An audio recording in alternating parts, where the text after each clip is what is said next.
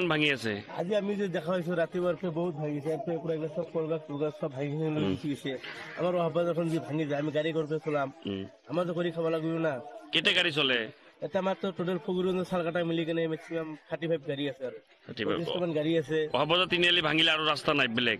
এই অহাবাজাৰ তিনিআলি ভাঙি আৰু ক'ত চলিব, ৰাস্তাই নাই আমাৰ। তেতিয়া এই ফগুৰুঞ্জ চালকাটাৰ মানুহকেইটা ক'ত যাব, ইয়াৰ কেইটা বজাৰলৈকে যাব লাগিব নহ'লে। আজিকালি যে পিলপিলি ভাড়া ইমান ভাড়া দি কিন্তু মানুহ চলিব লাগিব না, দুখীয়া মানুহ তেনেকৈ ভাঙি আছে।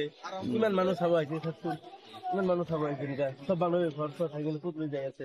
আজি পুৰা ঘৰ ভাঙি আছে, আজি পুৰা ঘৰ ভাঙি আছে, বহুত ঘৰ ভাঙিলে নদীও ভাঙি আছে পুৰা। এতিয়া চৰকাৰক কি জনাব? চৰকাৰক জনাব লাগিছিল, আমাৰ এইটো আগত বনাব লাগিছিল। তোৰ পৰা এয়াৰটো যদি বনালে হয়, বনালে আমাৰ এইটো ধৰিব পাৰিলে হয় বজাৰখন। যিমান দিন ধৰি আৰু ভাঙি আছে, অলপ সোনকালে কাম কৰিলে ভাল হয়।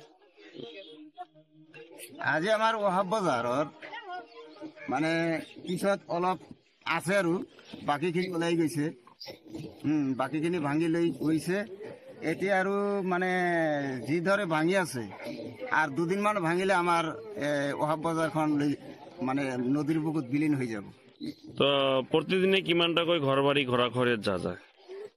প্ৰতিদিনা ইয়াৰ পৰা মোটামুটি 20খন 30খন ঘৰ বাৰী ইয়াৰ পৰা মানে লৈ গৈ আছে ভাঙি।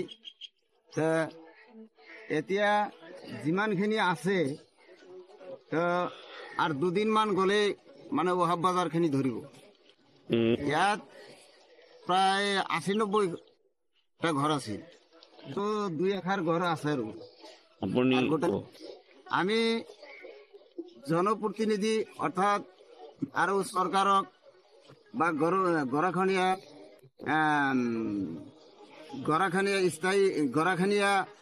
কৰ্তৃপক্ষক অনুৰোধ জনাও যে অনতিপলমে সিহঁতে যেন আহি আমাৰ ভাঙনখিনি দেখি আমাক নদীৰ কিবা এটা বিধি ব্যৱস্থা কৰি দিব লাগিব, নহ'লে এই মানুহবিলাক আৰু আমাৰ এই অহাব বজাৰখিনি ওলাই যাব। মানুহখিনি বৰ্তমান কেনেকুৱা অৱস্থাত আছে? মানুহখিনি বৰ্তমান এই মানে কোনোবাই বেলেগ ঠাইত গুচি গৈছে, কোনোবাই ৰাস্তাত মানে ঝুপুৰি বান্ধি আছে, কোনোবাই মানুহৰ অলপ দূৰত মানুহৰ ঘৰত সোমাই আছে। ঘৰ বাৰী লৈ সিহঁতক বিৰাট বিপদত পৰিছে, বিৰাট হাহাকাৰত পৰিছে। সিহঁতক মানে বৰ্তমানে কি কৰিব না কৰিব সিহঁতক ভাবিব পৰা নাই, বিৰাট চিন্তিত।